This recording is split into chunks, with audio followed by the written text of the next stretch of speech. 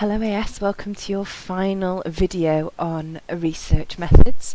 I would say final video ever, but of course you'll be coming on to the second year and there is some more research methods in the second year that you want to be prepared for.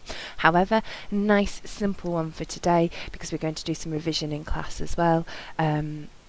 You have a couple of different opportunities, so please bring everything with you to class to help to support you with some revision opportunities. We're going to look at implications of psychological research. We're going to do some check evaluation points because I know that some of you perhaps aren't confident you've got all the evaluation points in all the right places. And then there's a couple of different things you can do. You can add to your revision resources, you can do an assessment, you can prepare for A2, however, whatever of those three things you would like to do. Okay. Implications of psychological research for the economy. So this is how we say how psychology saves, why it's good for the economy, why does it save people, why does it save governments, money. Okay. So what does that actually mean then? So they've got a nice image here which I will explain in a moment. So how can psychology save us money? And here are some of the examples. In the exam, the question you'd be asked is, tell us how psychological research into, and then whatever topic you're looking at, memory, attachment, psychopathology, how could that save money? How could that help the economy? And the economy means absolutely, in this case, it means absolutely anything at all to do with money. So we've got an airport in Amsterdam, and this explains this little piece of a lovely image here. So that's a close-up, you'll be thrilled to know, of a urinal. And what this airport have done, they found they were spending lots and lots of money on cleaning the men's toilets. They weren't very hygienic because of, I believe the technical term is splashback.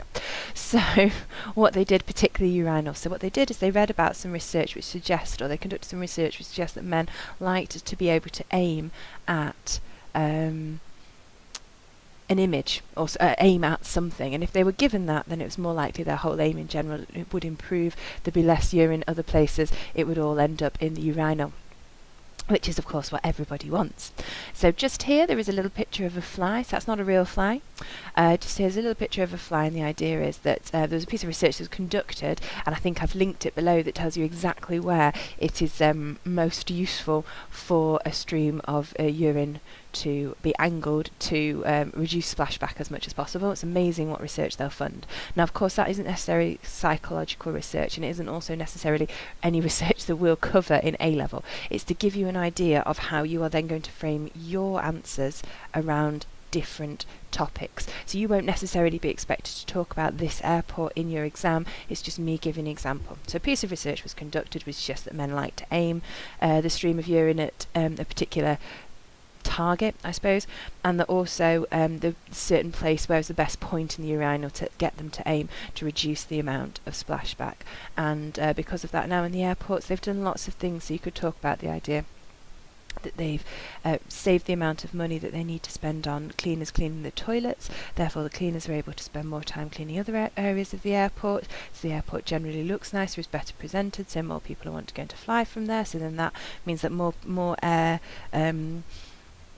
aeroplane companies are going that fly from there are going to be booked, which increases their the amount of profit they make or the amount of work they have, so that puts people in work. That therefore saves the government having to pay for benefits for certain people because there's more jobs available so they can access them and go to work, and so on and so on. So there's a huge range of benefits, and even the most simple of thing. And then that's the article underneath, which I'm pretty sure I've added to Moodle as well. Another example is a piece of research is the idea of nudge theory. So people will always choose the path of least resistance, and that is why now that piece of psychological research has now been conducted that demonstrates that it is better to make it easier to do the thing that you want to happen, and therefore harder for them not to do that thing, so that increases the likelihood they'll do it. So the example here is, I know there's a lot of talk at the moment about organ donation and bringing in an opt-out policy, and also the same with, and pensions were brought in recently where they created an opt-out policy as well. So the idea is that you are automatically registered, and in the organ donation they take some certain things, that there are certain things that are taken into consideration about health, or people who aren't able to then themselves voluntarily opt out, but automatically everyone who's eligible will opt into organ donation, will automatically be opted in, and instead now of having to sign up to say you would like to be an organ donor, that you have to opt out. So you say, I do not want to be an organ donor. That's not been brought in the UK yet, but it is something that they're discussing. I think it was Wales, possibly Italy, a couple of other places, and I think there are some articles on Moodle about it as well. So nudge theory, it's that people take the path of least resistance. They do the thing that is easiest unless they feel incredibly passionately. Well, a lot of people are more than happy to be organ donors, but they don't feel passionate enough to put something in play, to kind of go through the effort of registering. However, they don't feel strong enough to opt out either, and that increases the number of organ donations, removes people off the transplant, hopefully gives them a healthier quality of life, reduces the burden on the NHS. If there's something very really unfortunate did happen, someone wasn't able to access an organ in time, they would continue to live a very poor quality life, where they weren't able to go to work. There would have to be lots of funding from the NHS potentially. If there was really unfortunate they did die, then of course that would have a huge impact on their family. Their family would also need support from the government, emotionally, in lots of different ways. So it's very, very expensive. It's much cheaper to get somebody an organ and to hopefully get them to return to fully functioning. And the same with pensions. If people save their own pensions rather than just relying on the state pension, then it reduces the amount of burden on the government as well. Labels on cigarettes. There's been research to suggest that if you can see if you see an image, it puts people off, so they're less likely to buy cigarettes, and that of course reduces the burden on the NHS because you're much healthier. And we are going to look at SSRIs as a treatment for OCD, and it does also work as a treatment for depression as well. So this is a medication that you take that's essentially what we would call an antidepressant. It increases the serotonin in our bodies, the amount of serotonin available in our brains, and of course if you can just take one pill and you feel better, it reduces lots of people who experience depression also experience very physical symptoms as well, so it reduces visits to the doctor. It's incredibly cheap and simple to make, so it's much cheaper than talking therapy. So if it's highly effective and is made available, and this is because of psychological research that has found that we have low levels of serotonin, and then we've created a drug which increases our levels of serotonin.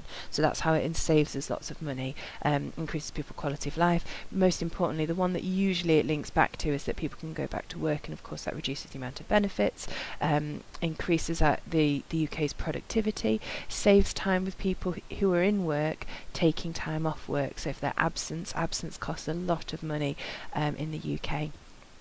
So there are loads of other things around this. It's not just that take medication and everything will be better. There are lots of other things to consider, but if we're talking really, really simple kind of focus, we're not thinking about individual differences, we're thinking about a huge swathe of people. Taking a tablet every day is very cheap, hopefully a tablet that will allow them to return to work, so they don't cost on absence, they don't lose their job, they don't have to go onto benefits.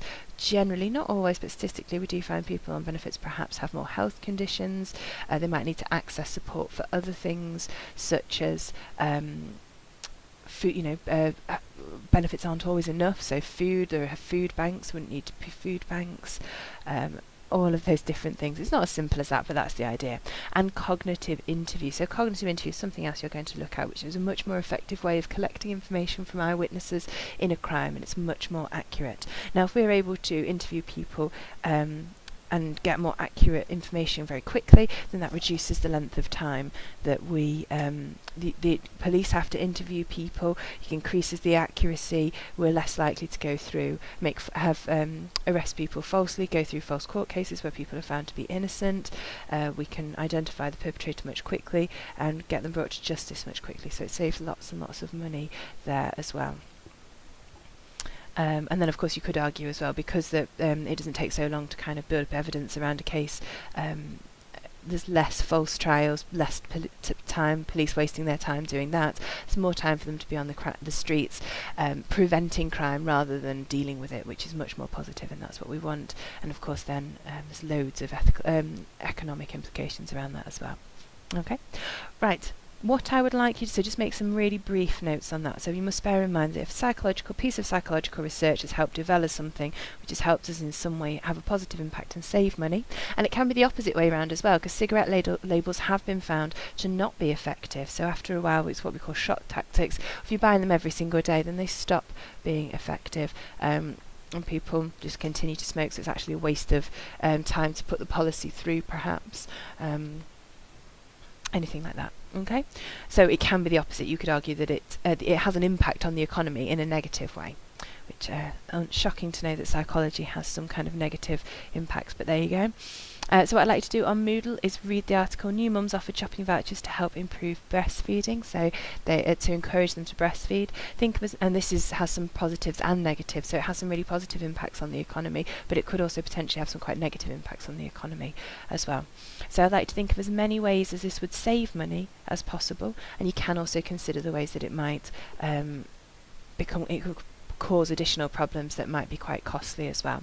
And I'd like you, what I know in your booklets that you don't have a space for the this section in your flip learning, but to keep it all together, because then you'll have everything on your research methods all kept together. Then if I were you, I'd make a note of it on the back or write on a piece of paper, glue it on, staple it on, keep it with your booklet in some way. So I want you to come into class with an understanding of the implications on the economy that psychological research has, and I want you to think about that piece of research and tell me how it might save money, how it might have a positive impact, and if you want to stretch yourself a little bit, also how it might have a negative impact as well.